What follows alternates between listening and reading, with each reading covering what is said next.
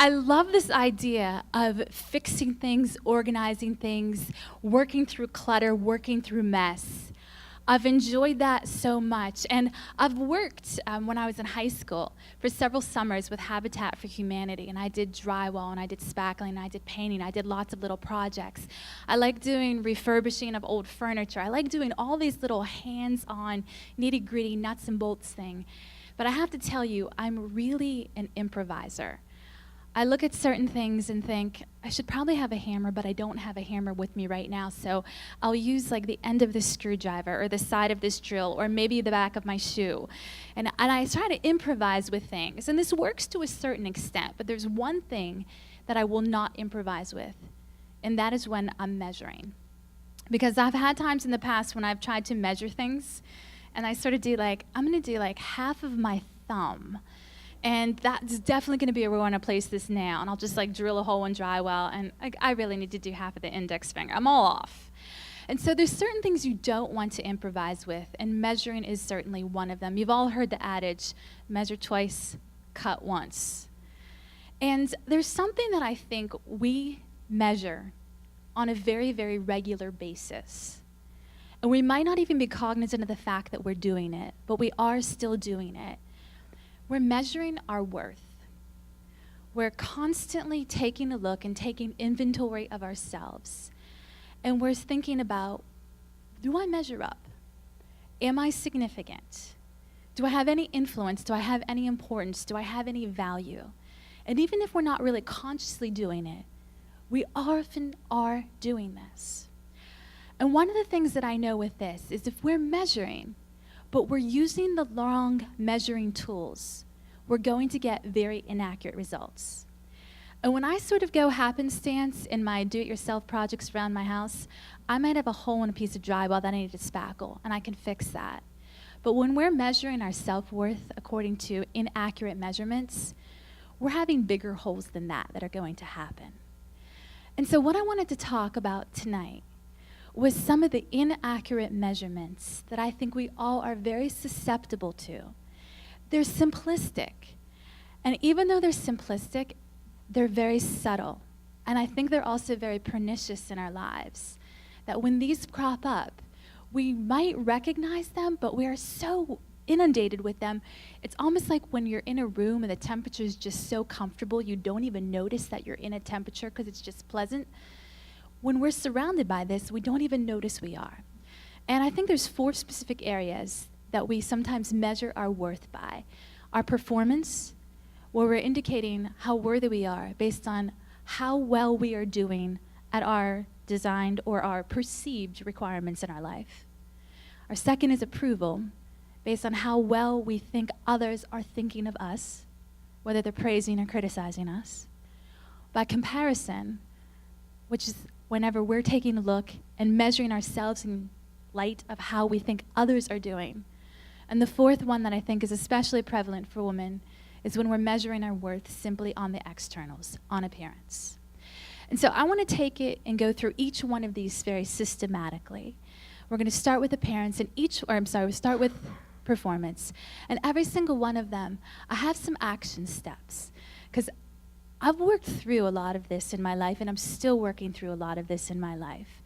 That I don't want to just walk out of here and be like, that was a good message, and then not have something tangible that we can take. I'm going to ask everybody to take some inventory in our lives so that we can really have some changes that God would want to bring along. So first step is performance. I think this is a pretty strong trap. You think it would be very easy to detect, but it's actually quite subtle. And I want to give a play off of how this might look in our lives. And maybe if you agree, you can just nod along, because I would love to make sure that I'm not the only one thinking this, but I don't think that I am. How many of you gauge how well you're doing by day by how many tasks you accomplish? Like Joel will come home and he'll be like, how you doing? I'm like, I did 4 loads of laundry. It doesn't answer the question, but it actually sort of does. You know, I'm like, I'm doing awesome. I did 4 loads of laundry. Don't you realize that? And we really gauge sometimes how well we think we're doing by how much we might be doing. So I'm doing well. And by virtue of that, I think I'm good if I am keeping on top of the house, which, I don't know why we bother to clean our houses, because we're still living in them. And that just nullifies it. But we're still living in them. You have kids and doing everything that you're doing. But how well I'm keeping on top of the house. And then how well I'm keeping on top of my email inbox of all the emails coming in. I heard Emily just say, oh, yeah.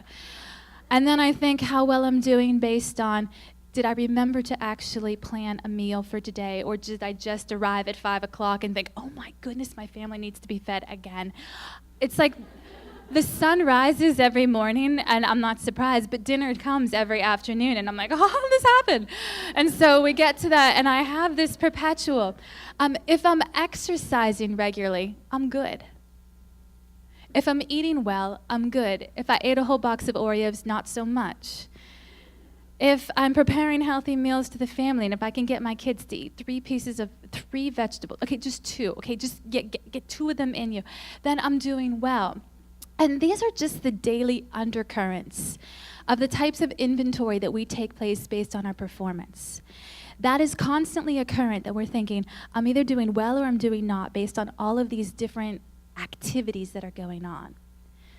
But beyond these activities, this constant daily current of our performance, we also have things that are separate. And I have this little example that this past semester I teach on campus. I have this flash drive that is attached to 3 keys for my office, a copy room, and 1 to the building. And I plugged it into the podium USB port. I taught my class. At the end of this class session, I'm talking to multiple students, new classes coming in, I'm gathering all my stuff, I walk out, and then later on that afternoon, I realize I don't have my flash drive. And so I go back and I try to track it down, and it became just like the epic adventure. I was dragging my children all across campus. It was one of those 21-degree days. Sidewalks are icy. And then I'm thinking, is it in this building or is it that building? The parking people were after my car. My daughter drank a whole thing of Gatorade in the car, and she had to stop at 3 different restrooms. They're talking this Kramer World campus tour that we're having here, and I cannot find the flash drive. It has a lot of important documents. It has office keys that I don't want to have to purchase again. And long story short, after 3 days of searching, emailing all these people, they're gone. They have vaporized, never seen again. But I was so frustrated myself. This was just one little instance of my performance where I forgot a set of keys. But after I forgot the set of keys, I just kept thinking about it. And what was happening is I wasn't just a person who forgot a set of keys. I had become a forgetter of keys. I had become a person who forgets. I was then thinking, I'm absent-minded, which it's true because I did forget the keys. But it was also, I'm irresponsible.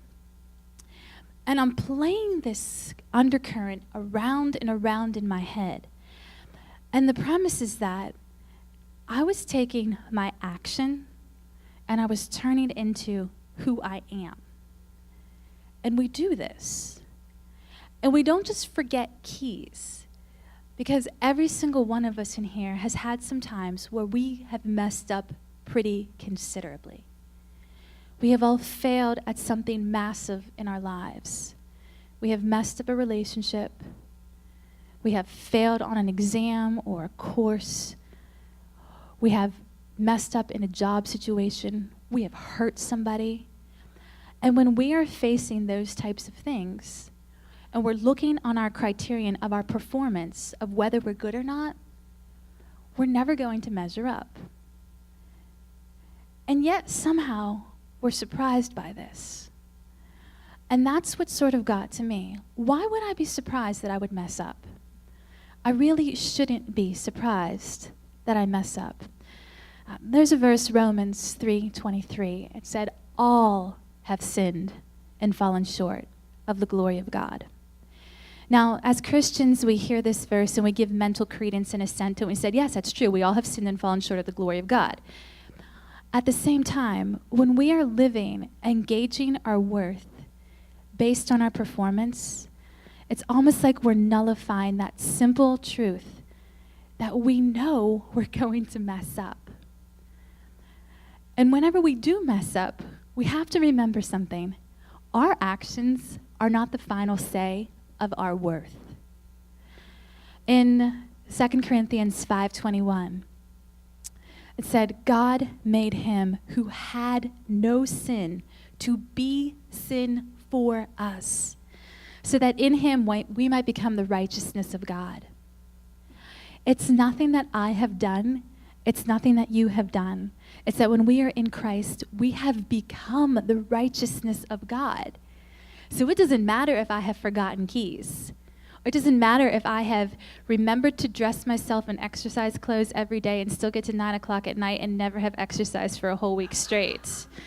It doesn't matter if I said, kids, we are having soup or peanut butter and jelly again because I did forget to thaw the meat. It doesn't matter all of those things if I left the laundry in the washer and I have to rewash it again. All those types of things, we want to make sure that we're watching, but remembering that is not a criteria that's good to base our worth upon. And so for action steps, this is what I would like you to consider. In many ways, I'm a teacher. I'm giving you some homework to think about. And the first action step that I have for you tonight in regards to this step one, the performance, is to think very carefully and identify what are the unspoken criteria by which you are defining success. Think about this really carefully, and it might take some time to tease out. In 2 Corinthians 10:5, it says, we are to take every thought captive and make it obedient to Christ. And yet sometimes this becomes so much the subtext of our thoughts that we're just living it and we're never consciously pulling out the thoughts that we have. If I want to take my thoughts captive, I have to grab them. I have to wrangle them. I have to wrestle them to the ground and pin them, and then I have to look at them. And when I'm looking at them, maybe I'm able to discern them and separate myself from those thoughts for a little bit. And so if we're able to identify the unspoken criteria in our lives and say, why am I putting that pressure on myself? And for mothers, I think this is an interesting thing because I didn't mention this earlier, but we can also say that the performance of our children becomes indicative of how well we're doing too. If they're succeeding, then we're like, I'm doing a good job. If they're going ballistic and they seem like incapable of chewing with their mouth closed or being polite or ever seem like they're going to have any sort of manners or sense, then we sometimes think, I have failed so dramatically. And you can go up and down within a span of an hour. You could be like, I'm doing great. I'm not so good. I'm doing great. And it's very, very cyclical, and it's very, very dangerous yo-yo. So I'd like you to identify your unspoken criteria and really examine them and make sure that they are aligning with what actually God says is successful. Because sometimes our definition and his definition are not analogous. The second thing that, in terms of action step, is once you think through your action steps, it is really essential to meditate on the righteousness of Christ. Because when you think about the fact that Christ is righteous, that he is holy, that he is accepted, that he is good, we can take that and attribute that to ourselves too, not from our own credit because of his goodness. We can say that we are righteous, we are holy, we are favored, and all of those reasons. It doesn't matter of your performance for that day. You can't do anything to make God love you more or less. The second category that I want to speak about is approval. And when we're looking at performance, we're looking at how well we're doing.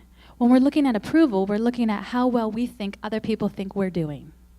And sometimes we don't even have an accurate read on that. We think somebody's looking at us and judging us, and they're just being quiet. And we're playing out this inner dialogue of what they're thinking about us. And we're off. We're wrong because we can't get in their heads. We're not always good at reading their nonverbals. And we can be totally off, but we have this whole thing in their heads like, I don't think they really like me that much. And they're not thinking about you at all. They're thinking about themselves and how they think you don't like them. And it's bad. So approval or disapproval of others is a very interesting form of currency. I think of praise and criticism as two sides of the same coin. And praise feels really good. I like people saying nice things about me. I'm not gonna lie. I like when people like me. I like when people say good things about me. It feels good. It's nice.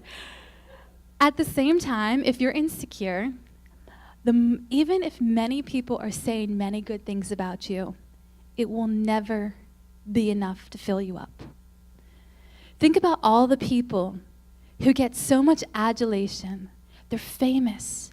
They're successful beyond their wildest dreams, and they are empty and they are hollow because the praise of men does not fill you up. And the corollary, the converse, is that disapproval. If you are insecure, you only need one word spoken against you to totally take you down.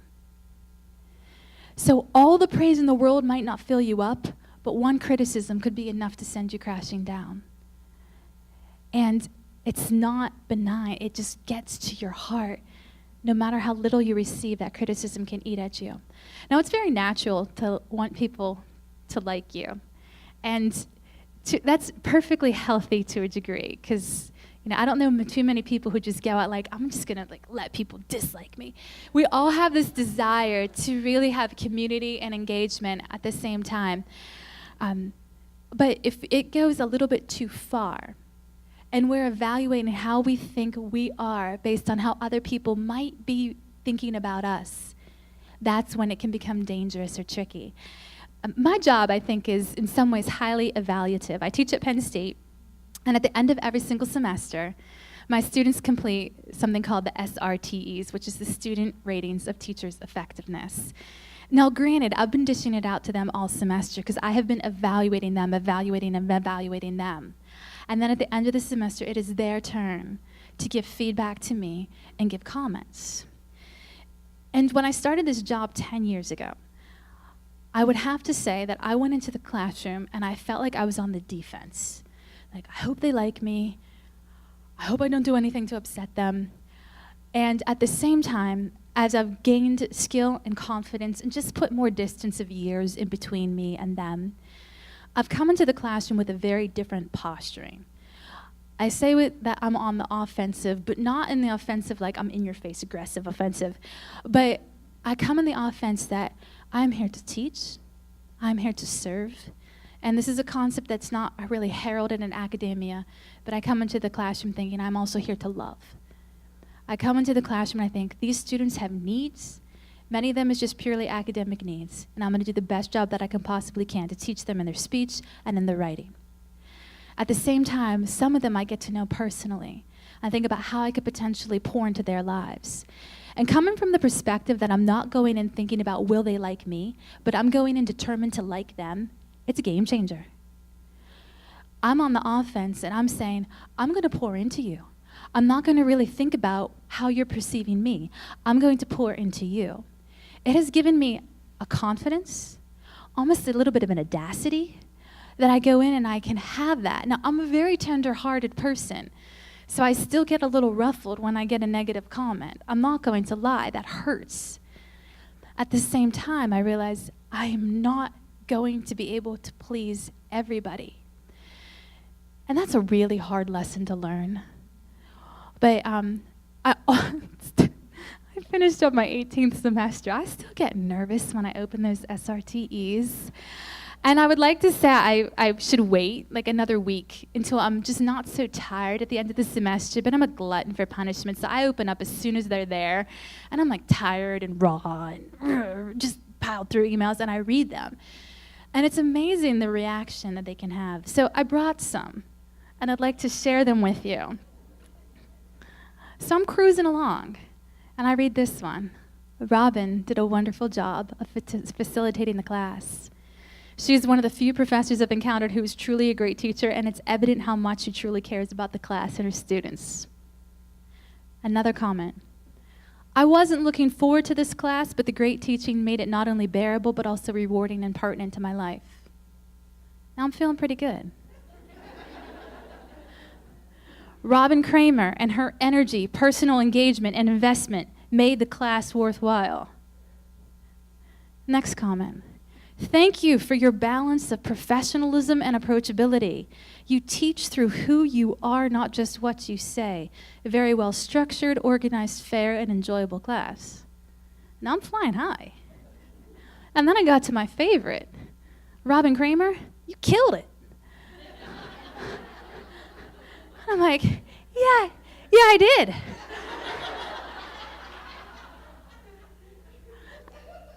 And I'm feeling really good. And then there's this gem. You really don't want me to comment on the class or the facilitator. Painful is the only word I have to describe that doesn't cross the line into being utterly rude or aggressive.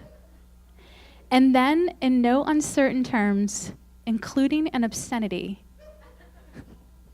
they said, fire her. Now, those comments came from the same class. But there were very different perceptions of what was happening based on the minds of those students. Now, I could listen to the 25 good comments that I got, or I could let that one negative anchor its way into my heart and tear me up. And I did for about 10 minutes.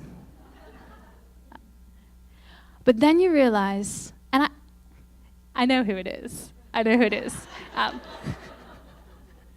And she was not happy with me for day 2, so haters gonna hate.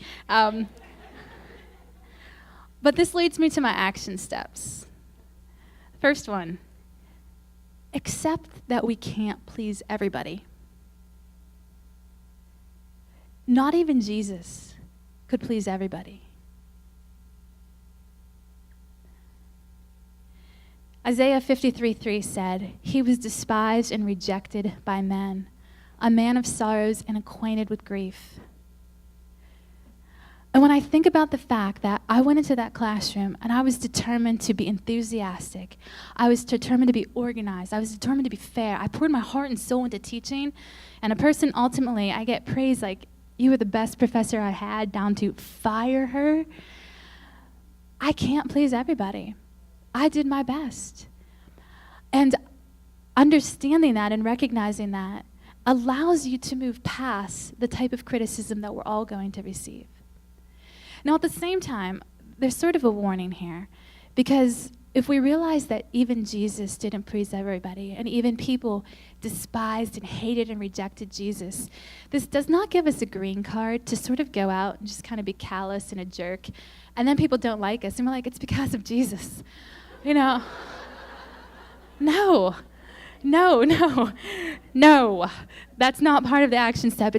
We realize like when we're loving, when we're going through life, we're just gonna have people who don't particularly enjoy us or like us, and they're lost. That's a shame. But the idea is that we're going to disappoint people in life, so sometimes we have to choose to disappoint the right people.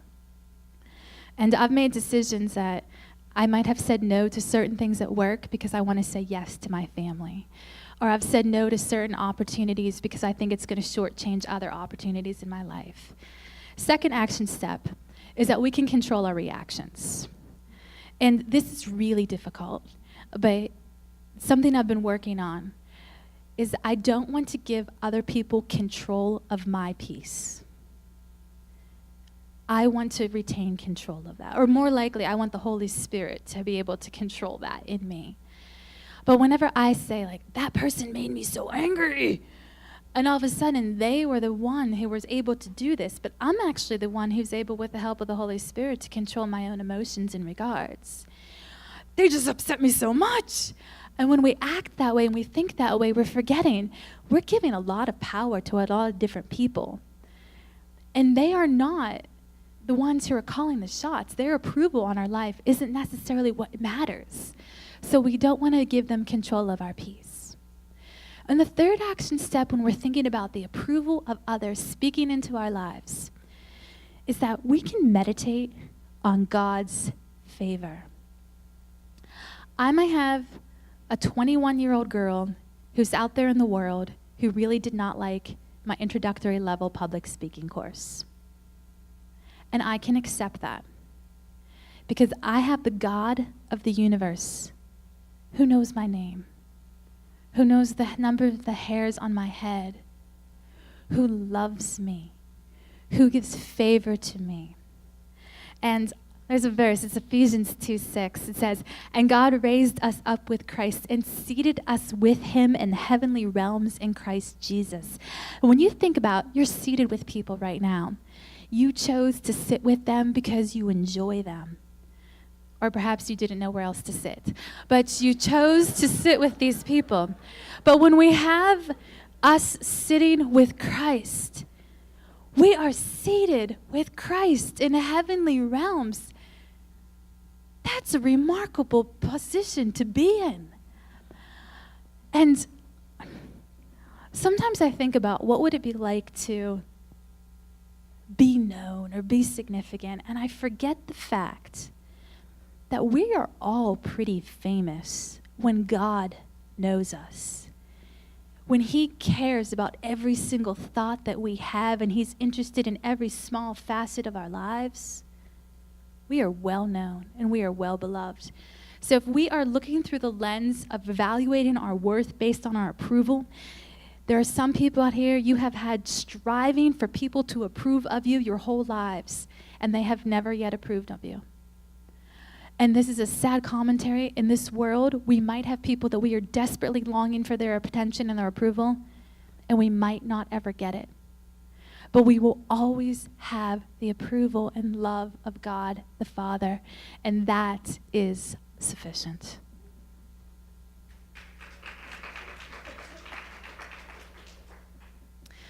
The third area that I want to look at is about comparison. And this is whenever we're establishing our worth based on how we measure up with others. This is a terrible practice. It's one that I think I've especially excelled in. And it's highly pernicious. And what I think is so wrong about it is you never win even if you come ahead. Because even if you think you're doing better than somebody else, you're not winning. Because you're not considering that other person. And a lot of times whenever we're putting ourselves and comparing with other, the real dangers of this is we are taking our inner weaknesses, those really ugly parts that we know so well, and we are holding them up and comparing them to the exterior strengths of others. And that's a really unfair comparison point. Because we do not know all the turmoil, we do not know all the junk. A lot of people look like they have their act together, but realistically, we don't. Nobody particularly has all their act together all the time. And with comparison, based on the experiences that I've had, I noticed that it normally targets a person who's close to you. You normally don't compare yourself with somebody like really, really far out distant. It's normally somebody that you know, that you're brushing elbows with on a regular basis. And I think it's especially true that you compare yourselves with people who seem to be excelling in an area that you value. So everybody's going to have different buttons that get pressed with comparison. If you really enjoy singing and you want to be on the worship team, when that one person gets up and sings and they're phenomenal, that's going to be the thing that starts to eat at you. If you are having a horrible day with your children and you just happen to get on Facebook and you're like, read this great post of like, I've been homeschooling all day and my kids are reading 3 grade levels beyond what they really should be, and they are knitting and they donated all the proceeds to a charity in Africa. Like, really? And that will get you. Because you're looking at your kids and you're thinking, that's not my family. And what got me is I write a blog and I wrote a book. And to be honest, it's been a small book. I think it's a beautiful book. But it is not tearing up the charts, New York Times bestseller, any bestseller. At the same time, She's laughing because I'm not. But was reading these blogs, and there's like a multitude of mommy bloggers. And I remember when I first decided to launch a blog, I had my third daughter, and she was about 4 weeks old. And you tend to do impetuous things when you have a new baby because you're entirely hormonally unbalanced. And normally you do something like you get a bad haircut or you eat like a regrettable amount of chocolate. But what I decided to do was to start a blog. And amazingly, blogs normally last, the statistic is between 36 and 39 posts before a person gives up and said, I'm not blogging anymore. Right now, I think I'm like at 720 posts. I've been posting for about 4 years. I love writing. I love expressing myself through words. I feel like it's something that God wants me to do. Have you ever heard that thing where Eric Liddell, the runner, he said, I feel God's pleasure when I run. I feel God's pleasure when I write and when I speak. I like to communicate. And there was this very famous Christian mommy blogger. And she has the ability to post a post that will be like, we went to the park today and we had such a great time. And she'll get like 74 comments. And she might have a typo. And that really bothers me. And I'm thinking, why are you so popular? And I'm really not acting like a very nice Christian mommy blogger at this point. And one day, she has this very large platform, a ton of followers. And one day she had this post and it said, friends, I just signed a book contract with, and it was mega name Christian publisher. Won't you celebrate with me? And I'm like, no. I will not celebrate with you. And then she said, like, won't you pray for me? And I'm like, not really. Because here's the truth of the matter. I'm like, I think I'm better than you. But you're getting all of this attention. I am so clearly not. And so, very maturely, I said to my husband, I'm going for a run. And I thought I could just pound this out. And I am running, and I am grumbling to God. And I'm like, woman, just all the stupid friends. Like, I'm not her friend. And just running, and I'm like pounding it out. I'm thinking, she writes with it. She's not even a very good writer. And I'm such a good, and she's, like the advance. Like, we're talking like this very large monetary advance for this. And it took 4.5 miles for me to pray for her. It would have taken longer. I just don't have that much endurance.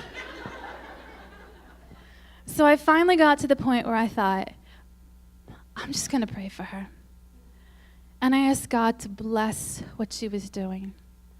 And I asked God to bless her words and make the writing process, which is a very rigorous process, an easy process. And I prayed that her words would minister, because obviously God has given her the platform that she has for a reason. And she was called for a time such as this. And for whatever reason, unbeknownst to whoever, we all don't have that opportunity, but she did. And I said, God, let her fulfill the destiny that she has. And as I started to pray for her, my heart softened. I still don't think she's the best of writers. Yet, God is so clearly using her. And why can I let that stop me or put something in my heart? And so I have some scriptures. 2 Corinthians 10:12 says this. When they measure themselves by themselves and compare themselves with themselves, they are not wise. I had read the book 2 Corinthians multiple times, and this never popped out to me. And then one day I saw it clear as day. And I realized this pernicious practice of comparing ourselves with others is very harmful. It's not just harmful for us, it's harmful for others as well. And there's a story in the Bible that I'd like to take a look at. We've taken a look at it in some Sunday mornings recently after Easter. It is John chapter 21. And Peter has just denied Jesus. Jesus is resurrected. Jesus is in the process of reinstating Peter, building him back up after Peter has rejected him not once, not twice, but 3 times. So I'd like to provide some context, but where I really want to focus is toward the end of this section of Scripture. So when they had finished eating, Jesus said to Simon Peter, "Simon, son of John, do you truly love me more than these?" "Yes, Lord," he said, "you know that I love you." Jesus said, "Feed my lambs." Again, Jesus said, "Simon, son of John, do you truly love me?" He answered, "Yes, Lord, you know that I love you." Jesus said, "Take care of my sheep."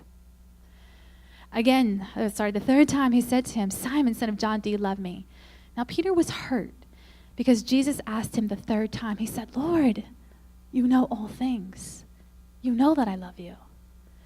Jesus said, "Feed my sheep. I tell you the truth, when you were younger, you dressed yourself and went where you wanted.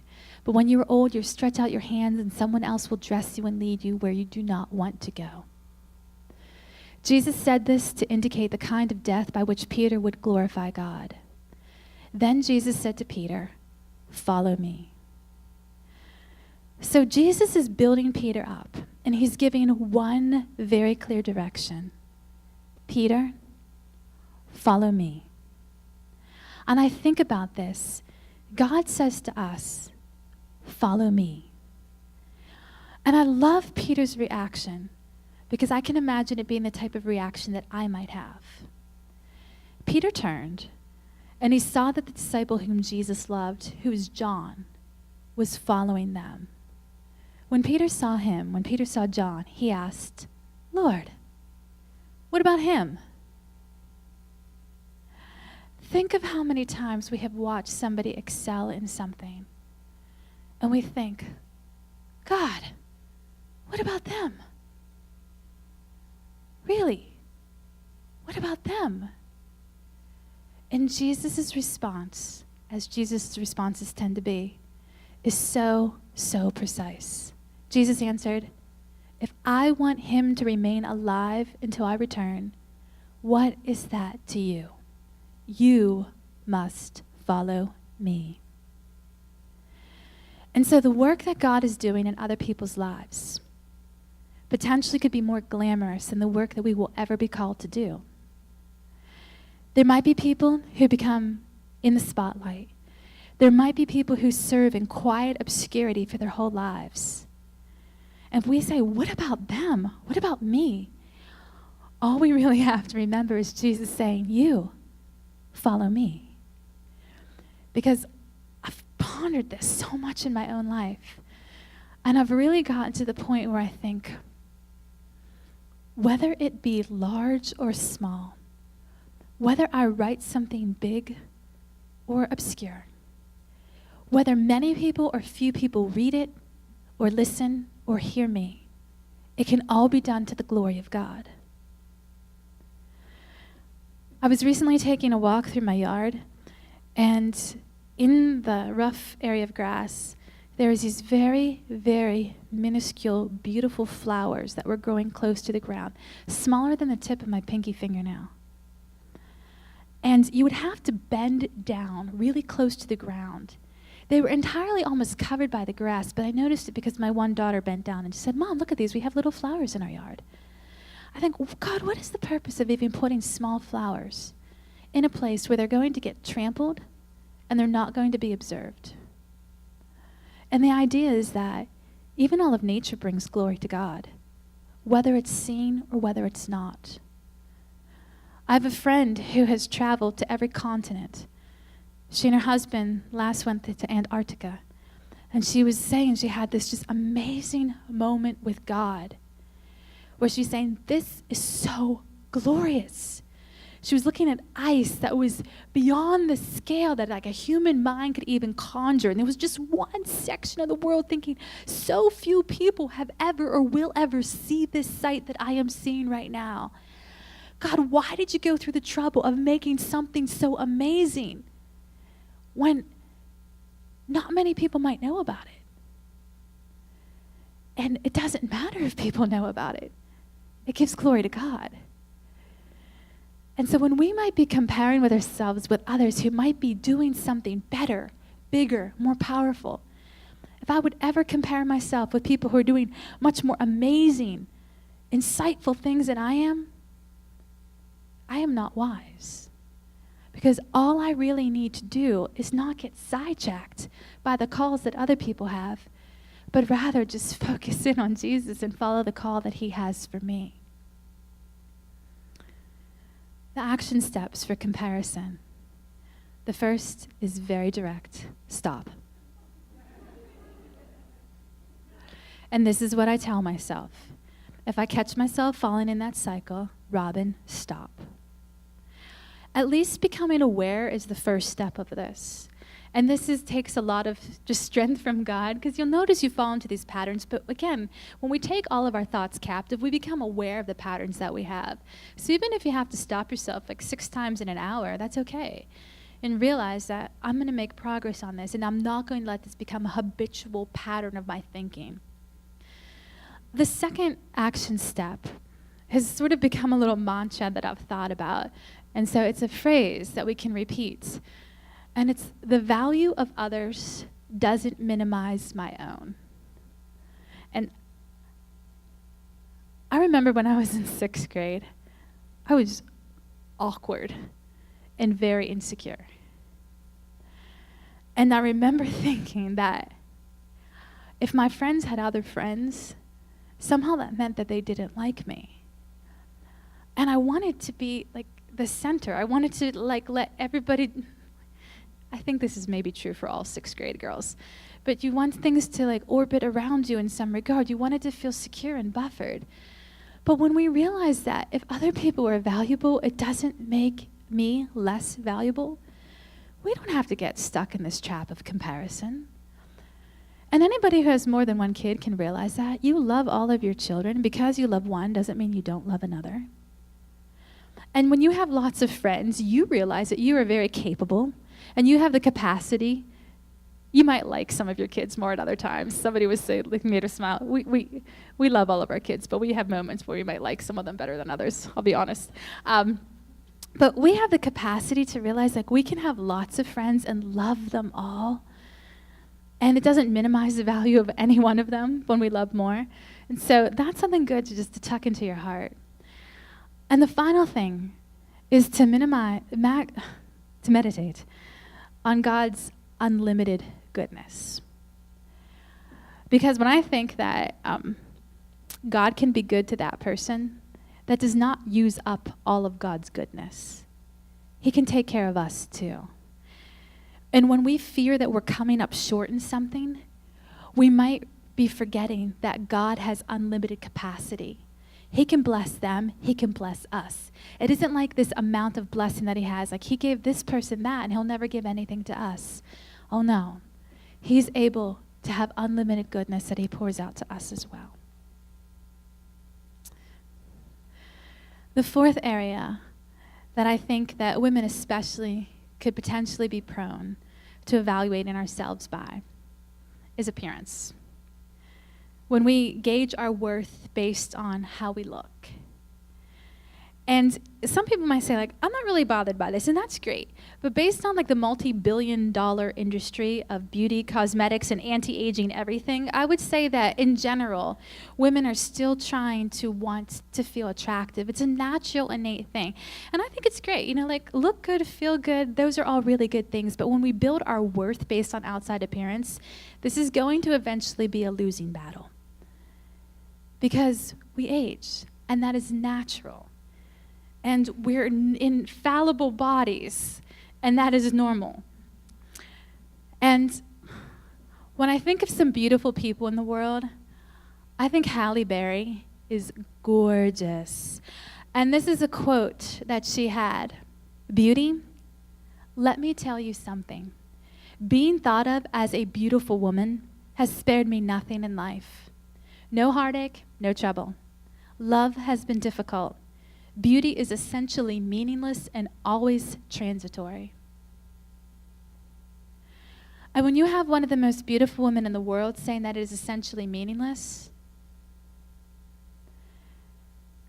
we should potentially think about how fickle this common way we gauge ourselves really is. And it doesn't matter if we are 3 years old or 33 years old or 63 years old. I think women are hardwired to want to feel pretty.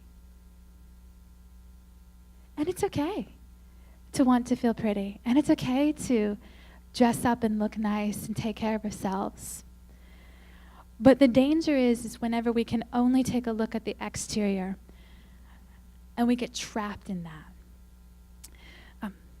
Many people who are my close friends have known this about me, but most people don't know this because every person has something they really don't like about themselves. And a lot of times you would just be walking around and you don't see a flaw in somebody, but that's all they see. When they go to the mirror, that's the first thing that they see. When I was 10 years old, I started noticing I was having some patches of rough, scaly, dry skin. And I went to 2 different dermatologists and discovered that I had psoriasis. Psoriasis is a skin condition, and I had a special type of it. It was called guttate psoriasis, and it looks like raindrops. It looks like like I got splattered with burning oil. And it would just be all over my core and all over my body. And when I've had the worst flares of it, it's covered about 60 to 70% of my body. So my case of psoriasis would be considered moderate to severe at any given point. Now, most people say, I have never noticed this ever about you, and I've known you for 10 years. And that's because I've become very, very good at learning how to dress to cover it. I've become very good at knowing what colors to wear to minimize it. And I've learned how to fix my hair in a way that I'm not ever exposing different areas that I might have it where it's on my scalp. But this is something that I remember just feeling commonly unattractive. And I've always enjoyed running, and I remember one time I was having a very severe flare of psoriasis during college, and I was wearing short shorts. I was in the dorm. I had my running t-shirt on, and I had come back after a run, and I hadn't been thinking anything. I was just washing my face off in the sink, and this very well-meaning floor mate of mine said, "What happened to you?" And I didn't know what she was referring to. I thought I was just like very flushed. And she's like, "Did you just run through Jaggers?" And I looked down at my legs, and I hadn't even thought about it, but all the different cuts that were all over my legs. And it was a really question that she was saying out of concern. But I remember thinking, this is what I look like. I look like a person who runs through Jaggers, and that's just the normal status of my skin. And I remember a year later when I was in college, my roommate's father was driving her home or driving her back from a holiday on campus, and they had stopped at a little dollar store. And then when they were at the dollar store, they found a display of fake Barbie dolls that were being sold for $1 at the dollar store. And the name of the doll was Robin. And they happened to buy one, and they thought this was just like a nice gesture, like, look, we got you a Robin doll. But the one that they picked, it was a person in a white dress, and the white dress, I still remember this, had red dots all over the white dress. And I looked at that, and I thought, they think nothing of this, but it just pointed out this massive insecurity in me. And just subtly over time, I just disposed of the doll. There was no harm. There was no anger, aggression, nothing of the sort. And I don't say that to ask for any type of sympathy of any regards, because I've dealt with this, I've processed through this through my life. And many times my skin is doing quite well. But we all deal with things. You never just see somebody on the outside and think that even if they look like they have it together, they entirely have it together. They don't. We all have things about ourselves that we want to change. And when I had daughters, I really wanted to make certain that I was going to be the type of example for them, that they were not going to hear me ever speak ill about myself. And when we look at how media-saturated our culture is, we have these magazine covers that are going to show us lots of things. Every time that you go into a store, you're going to see somebody. You're going to see Angelina Jolie, who manages to be simultaneously voluptuous and emaciated. I don't know how she manages that. And we're going to go against images that are actually humanly impossible, because they are humanly impossible. They are airbrushed. And we start to think that this is the norm.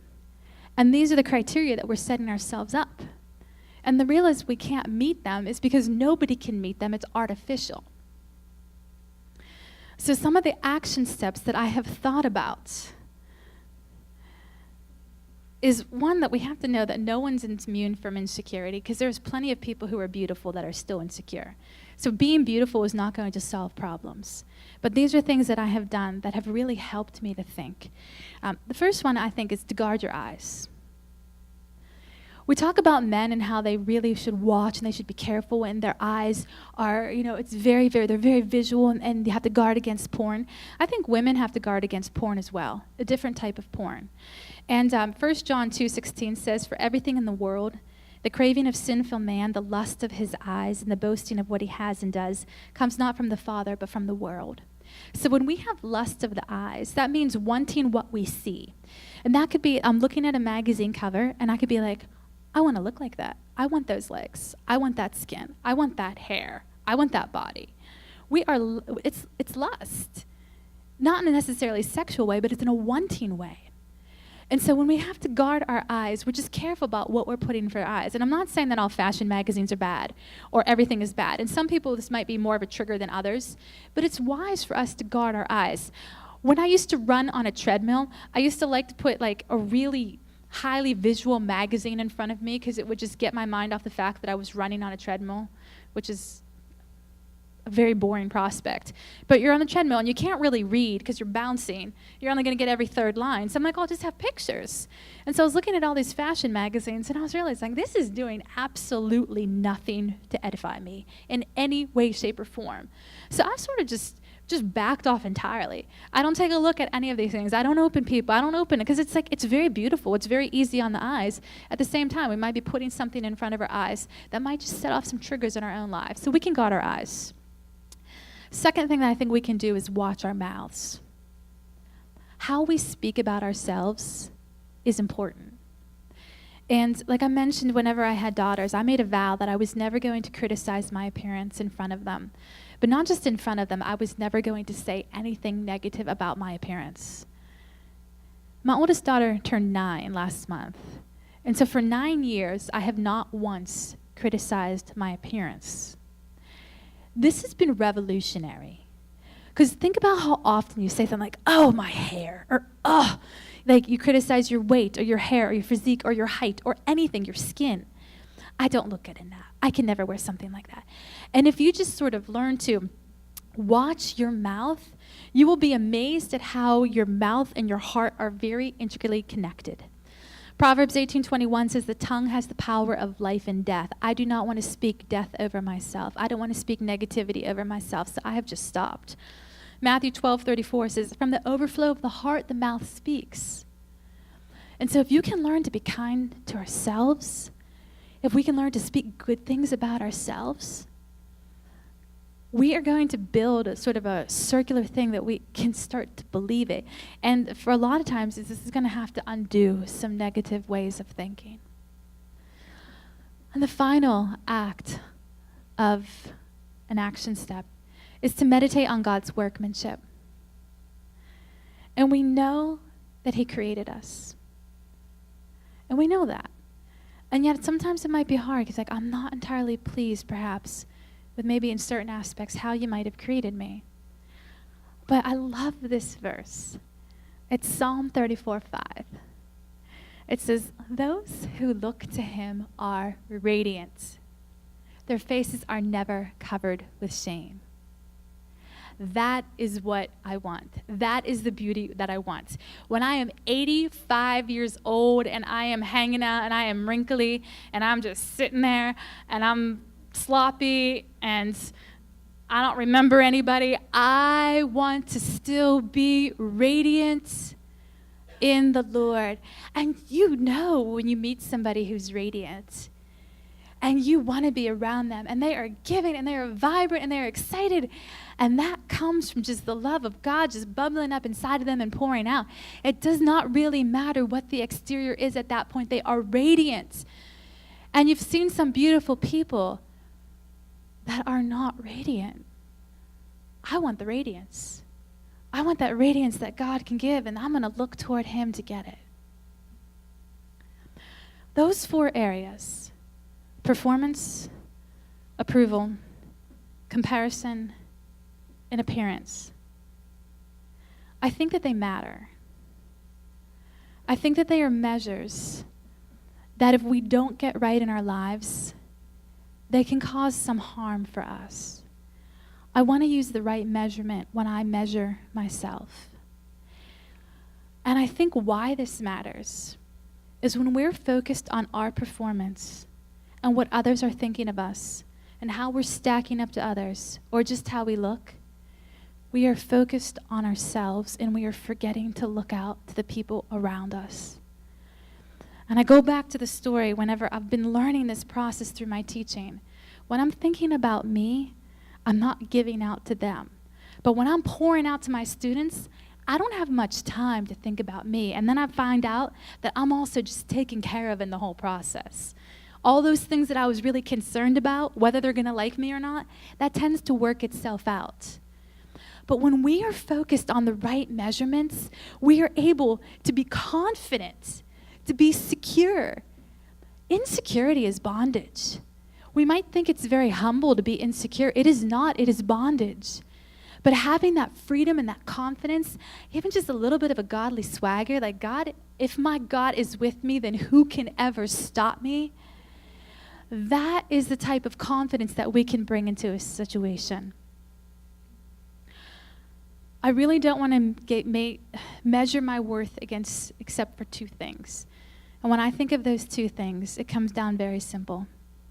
It comes to one beam that was vertical and one beam that was horizontal. And those 2 things are enough to really seal once for all. How worthwhile are we? We're worthwhile enough that the God of the universe sacrificed his son on our behalf. If we get in our heart that we are worthwhile, not just in our heads, but in our hearts, that we are worthwhile because of what Christ has done, that we have his righteousness, that we have his favor, that he's got our backs, that he created us to be fearfully, wonderfully, and beautifully made, we're going to have the right discernment of ourselves. So let's pray together.